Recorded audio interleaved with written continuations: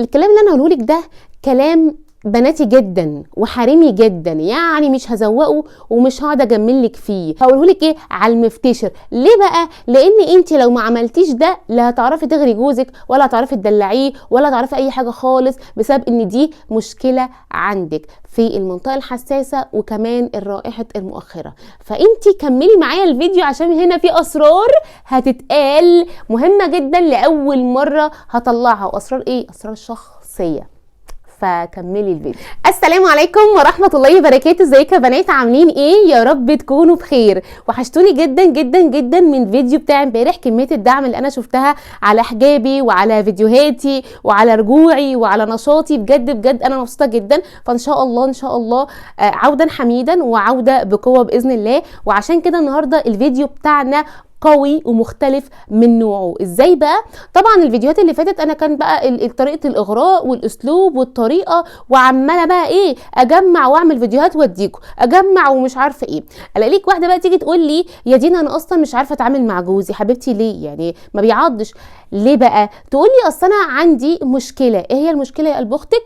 المشكله ان انا عندي منطقه السنسيتيف اريا واللي هي المنطقه الحساسه ومنطقه المؤخره ريحتهم مش احسن حاجه يا كبدي. يعني انا عماله ادن في عجيبه وانتي اصلا في غريبه.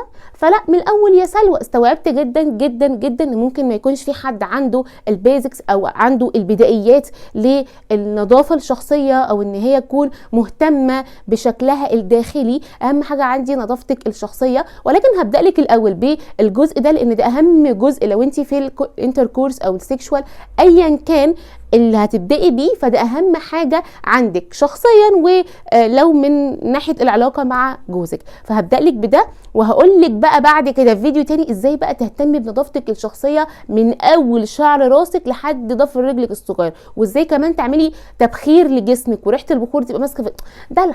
هديكي كل اللي انا بعمله في حياتي حرفيا.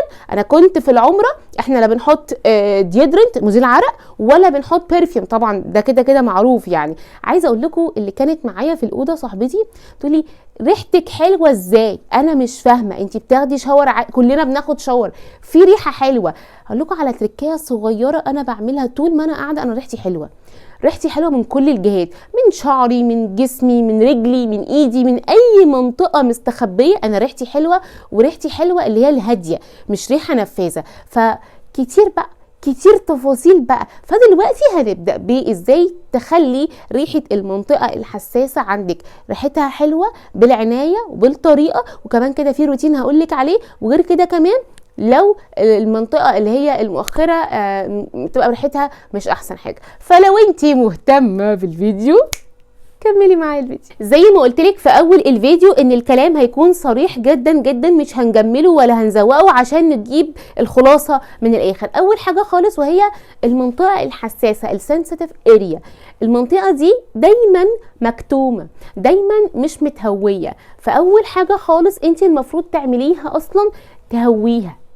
طيب بتهويها بثلاث حاجات او بثلاث طرق. اول حاجه بتشيلي الشعر اللي موجود في المكان ده باي طريقه انت عايزاه. خلينا نقول الطريقه الاسهل والاحسن دلوقتي، وبعد كده هعمل لك فيديو لو انت مش متوفر معاكي الطريقه دي. معاكي اكتر من 3 أو 4 طرق تقدري تشيلي بيها الشعر في المنطقه دي.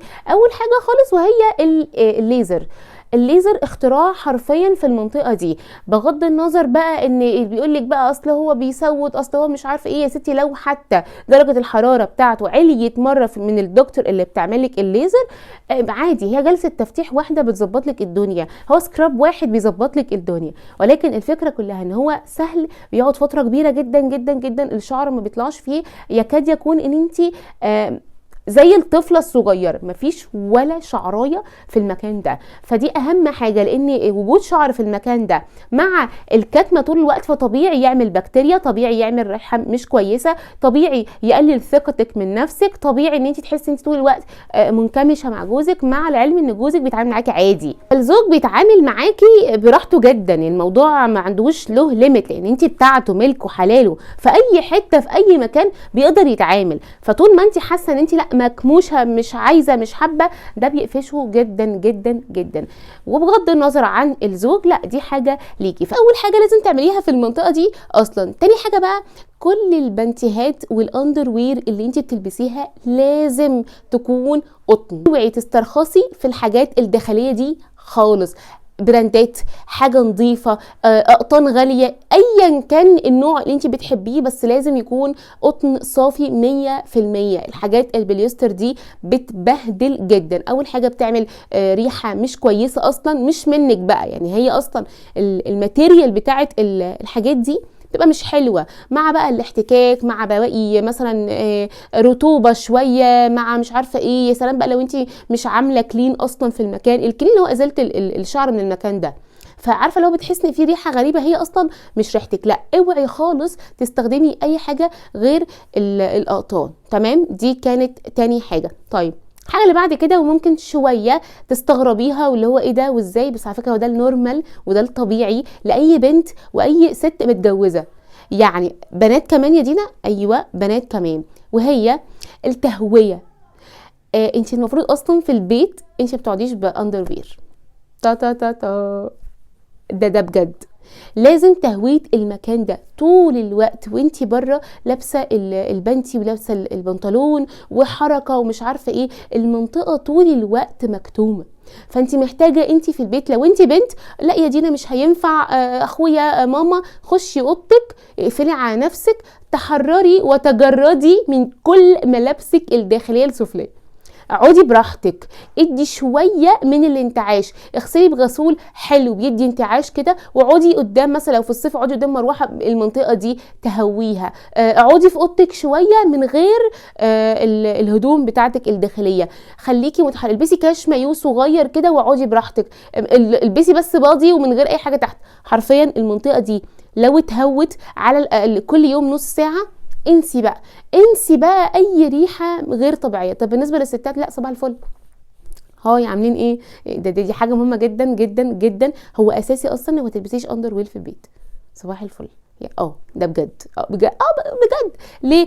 اول حاجه عشان التهويه، تاني حاجه عشان انتي براحتك يا ستي، حتى لو مش حابه ان انتي تقعدي كده ممكن تلبسي اللي هو الهوت شورت الواسع جدا، عارفين الحاجات بتاعت زمان اللي هو الاندر وير الواسع قوي، السراويل مش عارفه ايه، اي حاجه ما تكونش لازقه دايركت في السنسيتيف اريا، اي حاجه بقى، اي حاجه انتي متخيلها، الشورت بنطلون اي حاجه براحتك جدا، بس لازم مهم جدا ان انتي تهوي المنطقه دي اكتر وقت ممكن، لان احنا طول الوقت بره، طول الوقت كاتمينها، دخلنا التويلت ما نشفناش كويس ففضل رطوبه فعملت ريحه ففي بكتيريا. كمان انتي ممكن اصلا ما تكونيش بتهتمي بالعنايات الداخليه اللي هي عن طريق اكلك اللي هتنعكس عليكي في المنطقه دي، ده كله انا هقولهولك وهقولك تعملي ايه. تمام، فاول حاجه احنا بنشيل الشعر الزايد في المكان ده كله، حرفيا بيكون ستريت، ما فيش ولا هفوه حاجه كده سيراميكا زي ما بنقول. تاني حاجه ان انت بتلبسي الاندر ويرز بتاعتك او الهدوم الداخليه بتاعتك تكون قطان 100%. تالت حاجه التهويه، ودي حاجه مهمه جدا جدا جدا جدا جدا. تالت حاجه وهي السكراب للمنطقه دي. لا يا دينا بقى وسعت منك بقى، لا يا دينا لا مش نافع بقى سكرابات ايه في المنطقه دي. انا عايزه اقول لك ان السكرابات الناعمه مش الخشنه، عشان المنطقه دي حساسه جدا، ان اقل حاجه بتتاثر.